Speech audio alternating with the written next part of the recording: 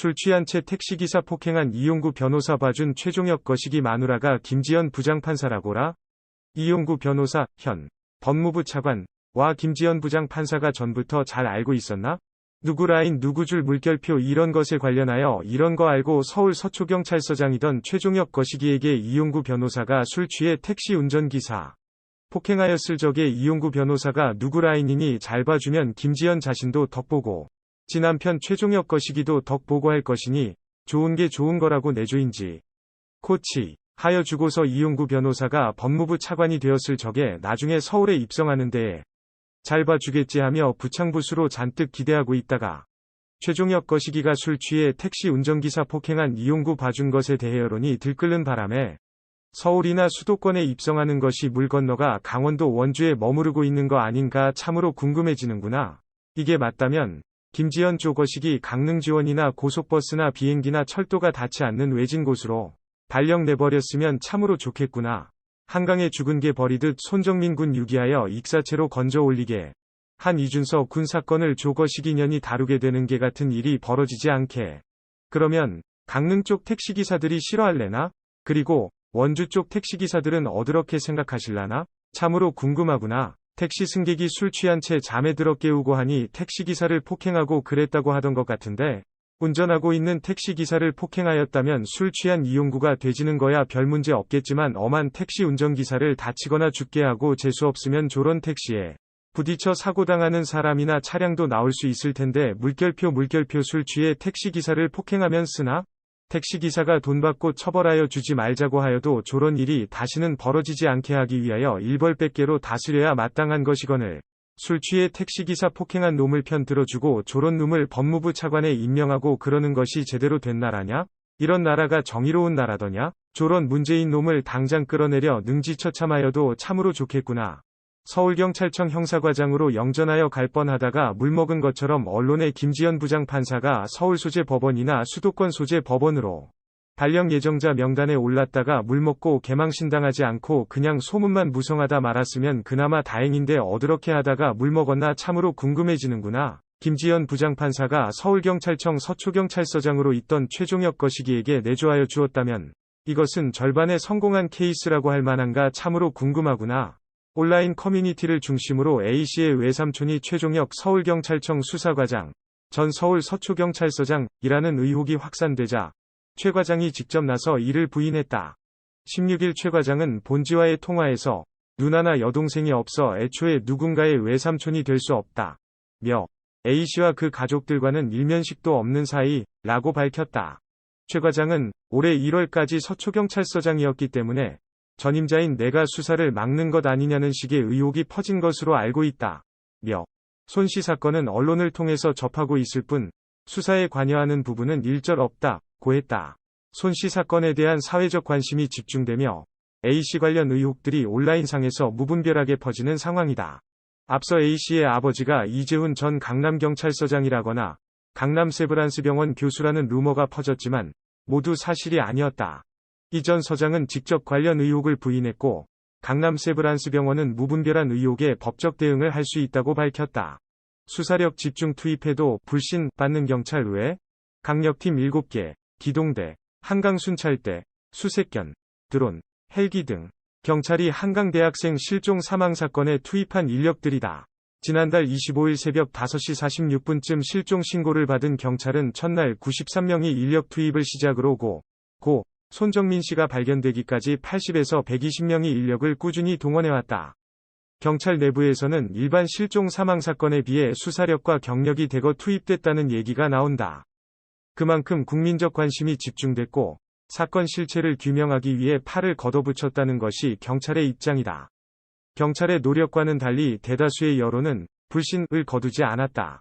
오히려 경찰 수사보다 유튜버들의 자체 분석이나 네티즌의 추리를 믿는 상황이 반복되며 가짜뉴스와 음모론이 마치 사실처럼 끊임없이 전파되기도 했다. 공적 수사기관에 대한 이 같은 시각은 이번 사건이 계기가 됐다기보다는 그간 내재된 불신이 표면상 드러난 것이라는 게 전문가들의 분석이다. 건국대 이웅혁 경찰학과 교수는 가장 첫 번째가 공적기관의 신뢰가 무너진 것이라며 경찰 수사에 믿음을 보였다가 신뢰와 상치되는 결과가 나오고 이를 계속 학습하면서 벌어진 일로 보인다. 고 밝혔다. 대표적인 사례는 이용구 전 법무부 차관 택시기사 폭행 사건이다. 지난해 11월 발생한 사건에서 경찰은 운전자 폭행을 가중처벌하는 특가법을 적용하지 않고 단순 폭행 혐의로 내사종결 처리해 봐주기 의혹이 일었다. 최근에는 이 전 차관의 신분을 몰랐다는 당초 해명과는 달리 당시 서초경찰서 간부들이 유력 인사라는 점을 인지했다는 사실이 밝혀지며 논란이 증폭됐다. 이와 함께 경찰은 정인이 학대 사망 사건, 박원순 전 서울시장 성추행 의혹 사건 등에서도 부실 수사 논란을 겪었다.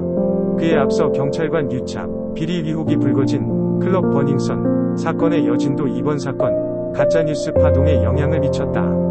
사건 발생 8일쯤 후인 지난달 3일 한 언론사에서 버닝썬 대기발령 전 강남서장 명예퇴직 기사를 내자 댓글에 한강대학생 사망사건과 연관이 있다는 내용이 불쑥 튀어나온 것이다. 전 서장은 손정민 씨 친구 A씨의 외삼촌이라는 루머가 불거졌다. 모두 사실이 아니었다. 결국 연이은 부실 수사 논란과 유착, 비리 의혹 등은 경찰 신뢰 하락의 결정적 요인이 되고 있는 상황이다.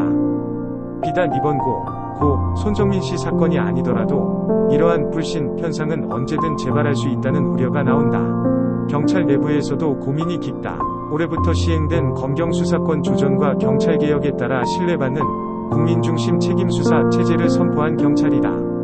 종결 사건을 외부에서 심사하는 경찰수사심의위원회 등 내 외부 통제 장치를 갖추며 강도 높은 쇄신책을 내놨지만 아직 갈 길이 먼 모양새다. 경찰 관계자는 이번 사건의 수사력을 총동원했는데 이런 현상을 어떻게 봐야 할지 모르겠다고 토로했다. 경찰 수뇌부에서도 이 사건을 두고 토의가 있었던 것으로 파악된다. 수사를 불신하는 여론의 시각과 음모론 및 가짜뉴스 확산 대책 등에 대한 의견이 펼쳐졌지만 뾰족한 대안은 찾기 어려웠던 것으로 전해졌다.